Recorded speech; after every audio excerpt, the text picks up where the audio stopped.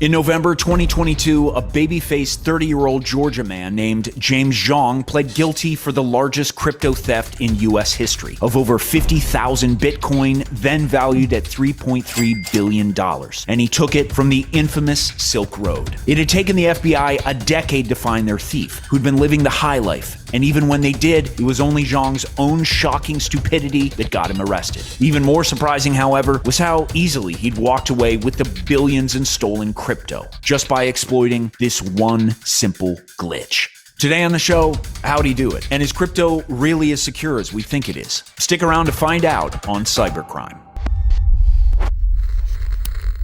Welcome to Cybercrime. I'm your host, Josh Murphy. Though in its earliest days, Bitcoin was only used by a few hundred tech-savvy individuals, today, more than a decade later, tens of millions of people use various types of cryptocurrencies around the world. Launched in 2009 by a mysterious tech innovator, or perhaps group of innovators, using the pseudonym Satoshi Nakamoto, Bitcoin promised to revolutionize currency through its groundbreaking blockchain tech, which would be superior because of its anonymity, global accessibility, low fees, and built-in security. And what's more, unlike dollars, pounds, and euros, cryptocurrency is not governed by a central authority, and that makes it much more difficult to track and gives its users more privacy. This virtue, however, led to its less than virtuous use on the infamous black market known as Silk Road, where Zhong would eventually run his scam. Silk Road was a notorious Darknet marketplace that operated on the Tor network. It was primarily used to facilitate the sale and purchase of illegal drugs, but it also offered a range of other illicit goods and services, including firearms, fake IDs, and hacking tools.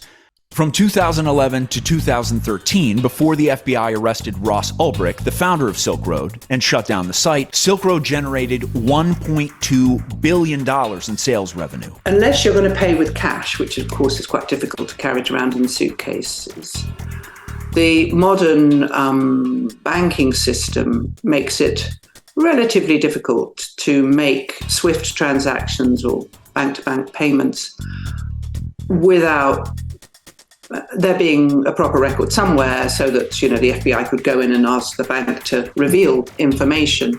But crypto wallets, you can make transactions from a wallet that the only identification you've got is its IP address. And wallets can just be used on your phone, so wherever you are doing the transaction, it's almost impossible to trace. Prior to his sentencing, Ulbricht wrote to the judge, claiming his action showed his commitment to libertarian ideals. He said Silk Road allowed people to make their own unfettered choices. The judge, unfortunately, didn't agree. Maybe because prosecutors pointed out that Ulbricht attempted to have at least 5 people whacked for threatening to reveal the truth about Silk Road. Ulbricht was given 2 life sentences without parole and fined $183 million.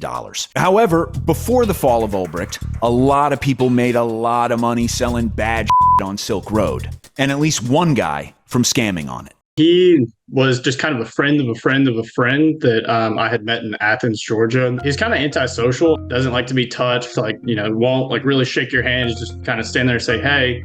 And then after, we start drinking and stuff, that's whenever he loosens up. And that's whenever he kind of, has a personality. But before he starts drinking, there's virtually no personality. We were all on the same bachelor party together. So we all went to Miami. James financed the whole thing, private plane, chartered yacht. Really, the only way that he would spend his money is not for himself, but to impress other people. If there was girls around, that's whenever he all of a sudden is buying drinks and tapping his black card on the bar. So somebody notices that he has a black card and then buys everybody else drinks. That way, he puts off that image of wealth and being successful. I think it's safe to say that despite the gravity of the theft that would eventually bring James Zhong down, he was more criminally stupid than criminal mastermind. His life of crime began in 2016 in Eddie's Calzones in Athens, Georgia, when an off-duty cop witnessed Zhong dip a small spoon on a keychain into a bag of white powder. When a uniformed officer arrived, the substance was confirmed to be cocaine, and police arrested Zhong for possession of drugs and drug paraphernalia. However, what they didn't realize at the time was that their prisoner was guilty of a much larger crime. Zhong's second encounter with law enforcement came 3 years later in March 2019, when Zhong reported a burglary at his home. He told officers that the back window had been shattered and his briefcase had been stolen. The briefcase, he said, had been hidden behind an air vent and contained $400,000 in cash and a thumb drive with important information. That turned out to be a bad day all around for Zhong. Not only were the missing items never recovered,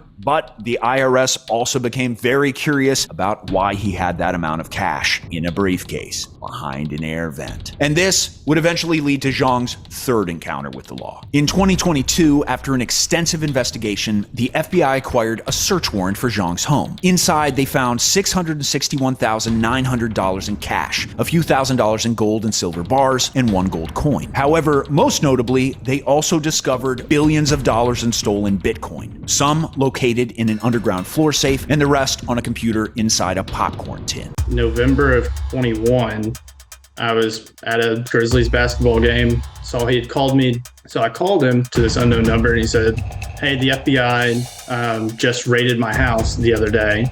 I think this is a Thursday. They raided it on Tuesday. They're saying that I might be in trouble for money laundering. I'm not going to be able to fund the business anymore." It definitely felt like a multi-tier betrayal because over the time that we had done business together, we had hung out a couple times. I've gone to his house a bunch. He came to Memphis to look at the projects and stuff. He was always a lonely guy, never really had a girlfriend or anything. I was always trying to be his wingman. I kind of felt sorry for him at the time, even though he had more money than God. And then as soon as he gets the opportunity, he just completely me. He just throws me away like nothing.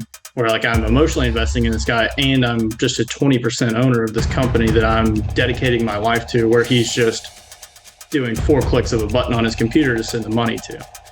So yeah, it was a pretty big betrayal on multiple fronts. According to court documents, Zhong used the stolen funds to live a lavish lifestyle, including renting an apartment in Manhattan's fashionable Soho neighborhood, chartering private jets for himself and his friends, purchasing a $180,000 diamond-encrusted Rolex, buying luxury cars including a Tesla Model S and BMW X5, dining at expensive restaurants including Per Se, one of New York's most exclusive dining institutions, and spending thousands of dollars on shopping sprees at high-end retailers like Saks Fifth Avenue. These crazy details were revealed in a civil complaint filed by the SEC against Zhong in July 2021. However, how Zhong managed to steal the crypto was revealed in his confession. In 2012, when Zhong was 22, he'd noticed that Silk Road suffered from a slight lag when recording digital withdrawals, a security failure he realized he could exploit. To start, he opened at least 9 fraudulent accounts on Silk Road. Next, he put between 200 and 2,000 Bitcoins into each account. A quick aside here, Bitcoin was worth a whopping $13.50 at the end of 2012.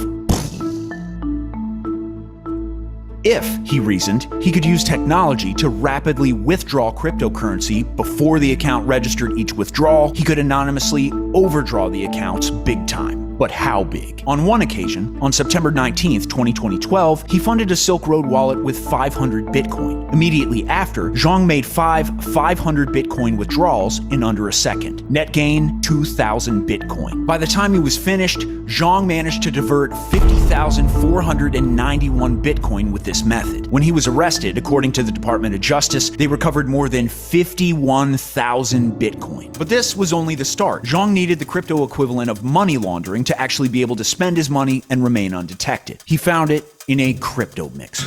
Basically, crypto mixers act as a digital tumbler, combining crypto from thousands of different users and then redistributing them to conceal ownership and origin of funds. One of the most notorious crypto mixers, Tornado Cash, is currently blocked on some of the main ETH nodes like Infura and Alchemy and is incompatible with popular wallets like MetaMask. As this is being written, the developer of crypto mixer Tornado Cash is in a Dutch jail being held for money laundering. And paired with the dark web, crypto mixers have made law enforcement's job in cases like Zhong's much more difficult. In the end, Zhong's arrest was the resolution of a 10-year mystery, according to U.S. Attorney Damian Williams. In a statement, he wrote, "The whereabouts of this massive chunk of missing Bitcoin had ballooned into an over $3.3 billion mystery, and Zhong would ultimately have to forfeit more than just the cash and Bitcoin, including real estate assets and other digital assets not involved in the criminal proceedings." And this turned out to be an extremely lucrative arrest for the FBI, whose tech savvy should absolutely not be underestimated. The FBI has a virtual assets unit and uses powerful analytic software to track ransoms, illicit drug dealers, and more, even Bitcoin. Since every transaction is recorded on the blockchain,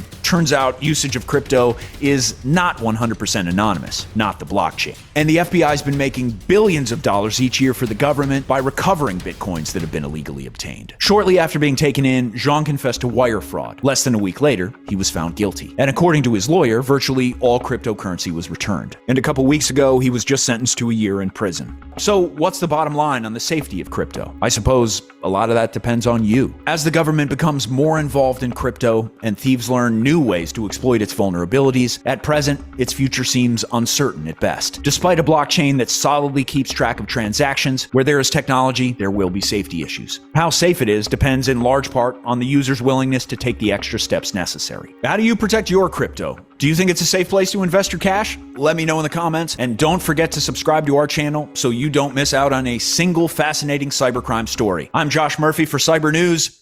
Cybernara.